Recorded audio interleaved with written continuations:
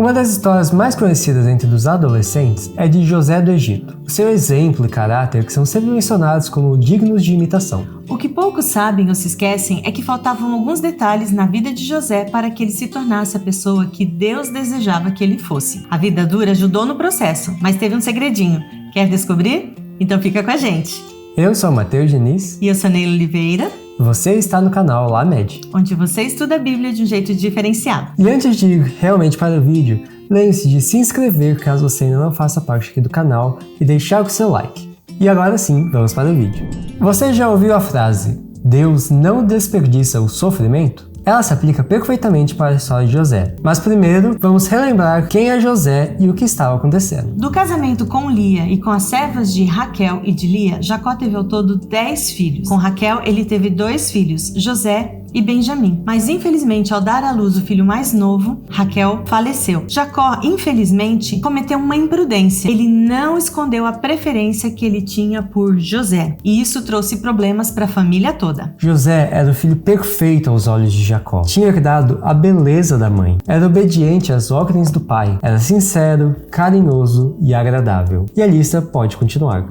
Quando falava de José, era nítida a expressão de entusiasmo de Jacó. Agora pense um pouquinho nos irmãos de José, que sempre estavam ouvindo os grandes planos que Jacó tinha para José, para aquela família que ficaria perfeita sob as ordens de José. Quando o pai deu a ele uma túnica muito cara, que apenas pessoas importantes usavam, que não trabalhavam no campo, os irmãos logo entenderam o que aquilo significava. José receberia o direito da primogenitura, mesmo não sendo o filho mais velho. E para piorar as coisas, um dia José contou um sonho a seus irmãos que indicava claramente que um dia ele ocuparia uma posição superior à deles. Enquanto ouviam, eles perceberam que havia algo estranho, sobrenatural, pois o rosto de José brilhava enquanto ele falava. Parece que ter sonhos estranhos era uma característica da família de Jacó. Bem, o fato é que os irmãos ficaram furiosos quando ouviram sobre a suposta revelação do futuro. Tudo indicava que José teria um futuro brilhante, enquanto eles teriam que trabalhar duro se quisessem ter alguma coisa na vida.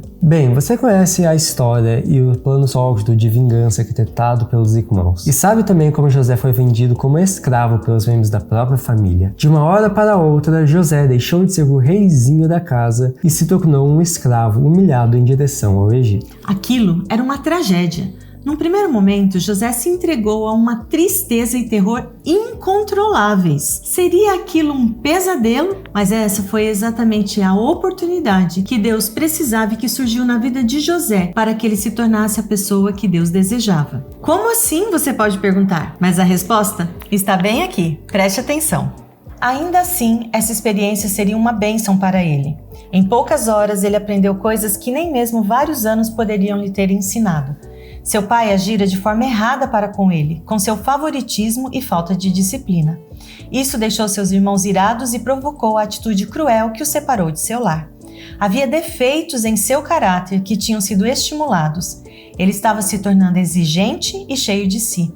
Sentia que não estava preparado para lidar com as dificuldades que estavam diante dele na vida cruel e de abandono de um escravo.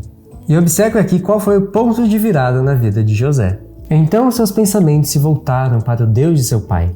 Todas as histórias que ele havia ouvido de seu pai vieram à sua memória, de como Deus havia protegido Jacó e o abençoado. Nesse momento, José entregou-se completamente ao Senhor ali mesmo e orou para que o guarda de Israel estivesse com ele em seu exílio. Quanto tempo duraria? Ele não tinha ideia, mas a decisão havia sido tomada.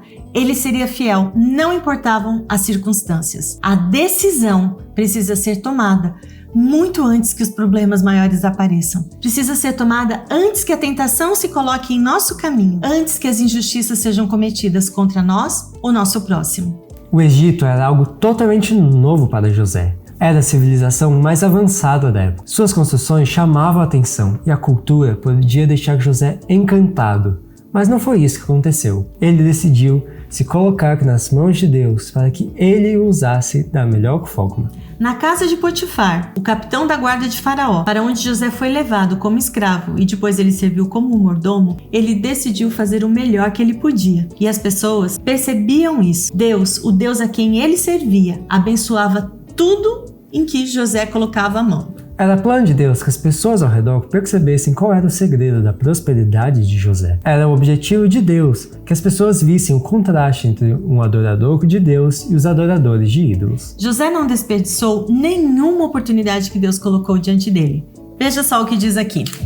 O capitão chegou a considerar José como um filho em vez de um escravo. O jovem foi levado a entrar em contato com homens de posição e elevado nível intelectual, adquirindo não apenas conhecimento das ciências, idiomas e negócios, mas também uma educação necessária para ser o futuro primeiro-ministro do Egito. Você sabia que na história de José houve um momento onde o céu parou para observar o que ele faria? Sim, você pode ler isso lá na página 125 do livro Os Escolhidos. Quando a esposa de Potifar insistiu para que José tivesse um caso com ela, ele preferiu sofrer as consequências de sua recusa do que pecar contra Deus. Como poderia eu, então, cometer algo tão terrível e pecar contra Deus? Disse ele.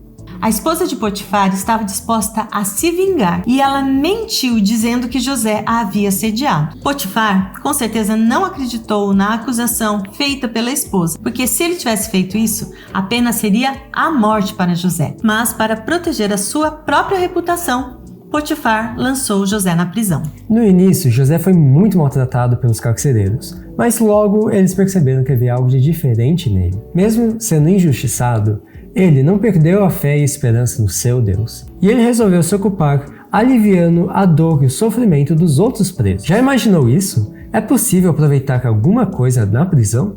A resposta está aqui. Ali, José aprendeu lições de justiça, simpatia e misericórdia que o prepararam para usar o poder com sabedoria e compaixão.